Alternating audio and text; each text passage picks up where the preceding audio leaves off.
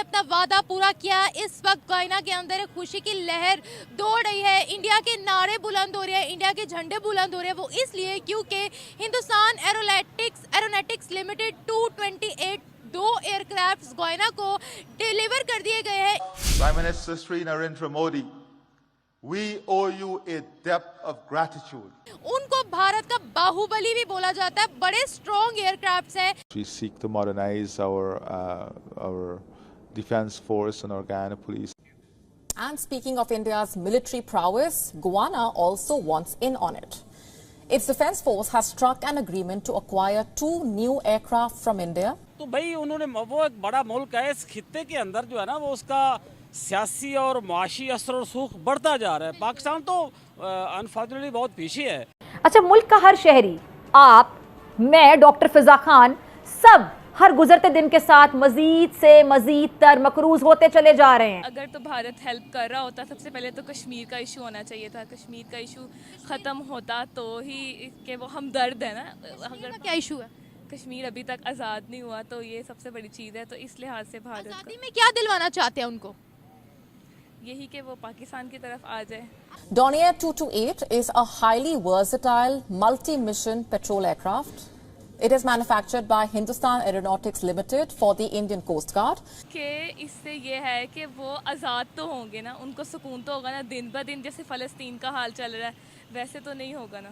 और Guyana defence force ने भारत को रिक्वेस्ट किया है कि उन्हें HL द्वारा बनाया गया डोनियर Do-220 एट एयरक्राफ्ट चाहिए। ऐसे कुल 2 एयरक्राफ्ट ये एक्वायर करना चाहते हैं। लेकिन पाकिस्तान के जो टैंक्स हैं दे आर गेटिंग डिप्लीटेड, वो आउटडेटेड होते जा रहे हैं क्योंकि भारत हमें नुकसान पहुंचाने की कोशिश करता रहता है। दरअसल भारत ने एक बार फिर से विश्व गुरु वाली भूमिका निभाई।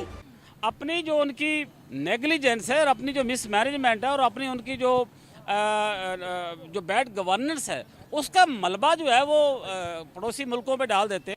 वहाँ के लोग थैंक यू बोल रहे हैं और बोल रहे हैं कि हमें और मदद की ज़रूरत है। और जो रिस्पांस भेजा गया है भारत की जानिब से वो ये है कि हम डबल कर देंगे। इस मानों के साथ वो बहुत ज्यादती करती है, लेकिन वो हिंदू आपस में बहुत एक दूसरे का ख्याल रखते हैं। क्योंकि हमारे पास देने को कुछ भी नहीं है। बुनियादी तौर पर हम इतने साल में किसी एक मुल्क से कर्ज लेकर दूसरे मुल्क को लौटा रहे हैं, या किसी एक इदारे जैसे कि वर्ल्ड बैंक से कर्ज लेकर एशियाई तरक्याती बैंक को दे रहे हैं। चाइना में क्या हुआ है? चाइना में उल्टा हो गया कि जो पहले 15 ट्रिलियन के ऊपर इनकी स्टॉक मार्केट थी, वो कम होकर अब 7 ट्रिलियन तो उड़ गए वहां से। दैट मीन्स लोगों की जेब से अगर वो शेयर्स को बेचकर वो पैसा आता, वो पैसा ही कम हो गया है। तो इंसानियत के लिए काम करेगा, थैंक यू तो उसी को बोला जाए।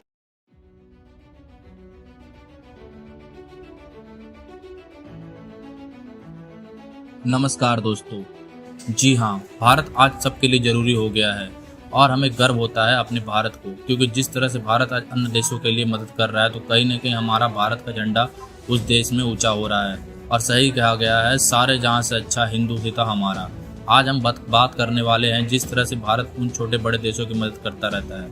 हम बात करते हैं गुयाना की, तो भारत ने गुयाना को अपने तरीके से मदद किया है। जी हाँ, भारत के वायुसेना ने गुयाना को 2 डोनियर 228 विमान सौंपे हैं, जिसके दौरान भारत की वायुसेना और विमान का शानदार स्वागत किया गया है। इसके बीच दोनों देश के संबंध और भी मजबूत हो गया है। जबकि आपको बता दें कि ये विमान काम क्या करेगा। ये विमान दूर दराज के क्षेत्रों को जोड़ने में, चिकित्सा और आपदा प्रतिक्रिया में मदद करेगा। तो भारत का ये काम कितना सराहनीय है, अपनी राय कमेंट में जरूर बताएं।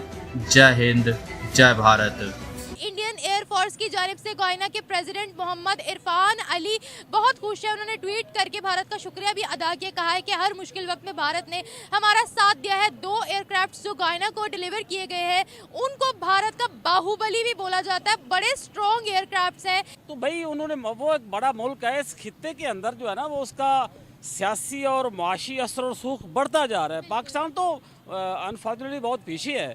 तो उनके लिए भाई वाकई ये मसीहा है और हमें इस बात को अप्रिशिएट करना चाहिए। मोदी सरकार ये जो कर रही है उसको अप्रिशिएट करना चाहिए, खुले दिल से उसकी इस हेल्प का इतराफ़ करना चाहिए। और उसकी मेरा ख्याल है कोई और चारा नहीं है उसकी अप्रिसिएशन के अलावा नहीं है। अच्छा, ये बताएं कि भारत इतना तरक्की पर कैसे जा रहा है कि वो दूसरे कंट्रीज के लिए मसीहा बन रहा है? क्योंकि मुझे लगता है उनकी यूथ उनके साथ फेयर है, लॉयल है। हमारी पाकिस्तान की यूथ पाकिस्तान के साथ लॉयल नहीं है, इसलिए। क्या दुनिया के लिए भारत मसीहा बन गया?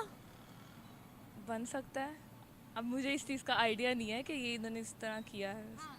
आपको लगता है कि भारत दुनिया भर की मदद कर रहा है? नहीं, नहीं कर रहा, कैसे? क्योंकि मुझे इस चीज़ का आइडिया नहीं है, मुझे नहीं लगता। नहीं लगता आपको कि वो मदद कर सकते? वो इस काबिल नहीं है, उनकी इकोनॉमी स्टेबल नहीं है, या वो नहीं कर सकते? क्या वजह है? आपको क्या लगता है? आपको क्या लगता है? मुझे लगता है उनकी भी गवर्नमेंट का ही इशू, शायद जैसे हर मुल्क में आता है तो शायद उधर भी मसला हो गवर्नमेंट का ही। तो वहाँ पर तो 10 से 11 साल हो गए एक ही हुकूमत है। तो शायद इसलिए, हालांकि अगर तो भारत हेल्प कर रहा होता, सबसे पहले तो कश्मीर का इशू होना चाहिए था। कश्मीर का इशू ख़त्म होता तो ही, कि वो हमदर्द है ना। अगर क्या इशू है?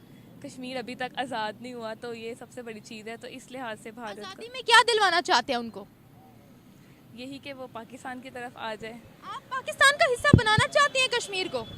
हाँ, मुझे सच में हंसी आई है इस बात पे, लेकिन मैंने कंट्रोल की है। क्योंकि इससे ये है कि वो आज़ाद तो होंगे ना, उनको सुकून तो होगा ना। दिन ब दिन जैसे फ़लस्तीन का हाल चल रहा है वैसे तो नहीं होगा ना। आप खुश हो यहाँ? एक आम बंदे से भी आप पूछ लोगे ना, उसकी आंखों में भी आंसू आ जाएंगे। इस्लामिक जमहूरिया पाकिस्तान में रहते हुए मुसलमानों का ये हाल है, ये राइट्स मिल रहे हैं, जहाँ पर उनको हर चीज़ में सब्सिडीज मिल रही है ना, जहाँ उनको हर चीज़ में आगे बढ़ाया जा रहा है, आप उनको वहाँ से छुड़वाना चाहती हैं। तो क्या हम कश्मीरियों की खुशी देखना पसंद नहीं करते? उनको राइट्स मिल रहे हैं वहाँ पर?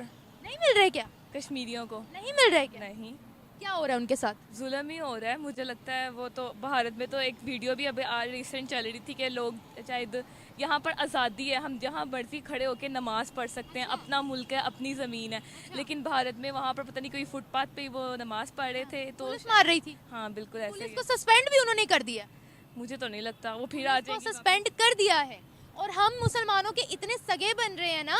बलोचिस्तान के मुसलमानों का क्या हाल है, गिलगित बल्तिस्तान के मुसलमानों का क्या हाल है, आज़ाद कश्मीर। अब आप ये कहेंगे कि वो हमारी कंट्री है, हम खुद उन पे जुल्म कर रहे हैं, तो ये कहाँ का इंसाफ है कि हम खुद उन पे जुल्म करते रहे। जब बाहर की मामला है तो हम कहे कि नहीं भाई उनको हमने आज़ादी दिलवानी है, हमारे अपने मुसलमान तो आज़ाद नहीं है।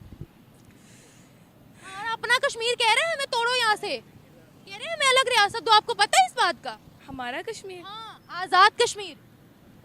शायद मुझे नहीं इस चीज़ का आइडिया। फौज के पास कोई 3500 के करीब बैटल टैंक्स हैं, पाकिस्तान के पास कोई 2400 के करीब बैटल टैंक है। ये पाकिस्तान के अंदर अक्सर बात होती है that can we go for a vessel to vessel competition with India, is this possible? कि जिस तरह इंडिया जो है वो अगर for example if they keep buying new gadgets, क्या can we buy? If they keep buying new military toys, can we buy those military toys? So ये चीज़ें जो हैं ये एक चैलेंज है।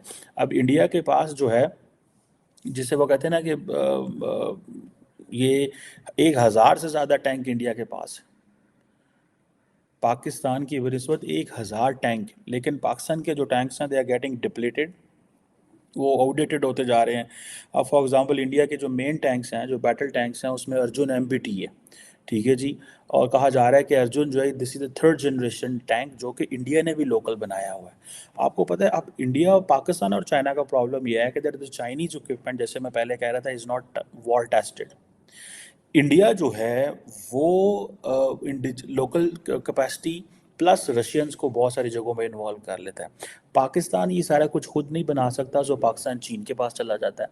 जो इंडिया की defence research and development organisation है, जिसे DR जो कहते हैं, ये भी जो अर्जुन एक 3rd जनरेशन टैंक है जिसमें 1.120 mm की गन होती है, आर्मर पियर्सिंग फिन होती है जो कि, एंड देन इसकी फॉर एग्जांपल इसके अंदर मशीन गन और गोले शोले भी बड़ी तादाद में लगे हुए हैं। सो इसमें आप ये समझ लें कि मेरे ख्याल है 12.7 mm की मशीन गन इसके अंदर एक है।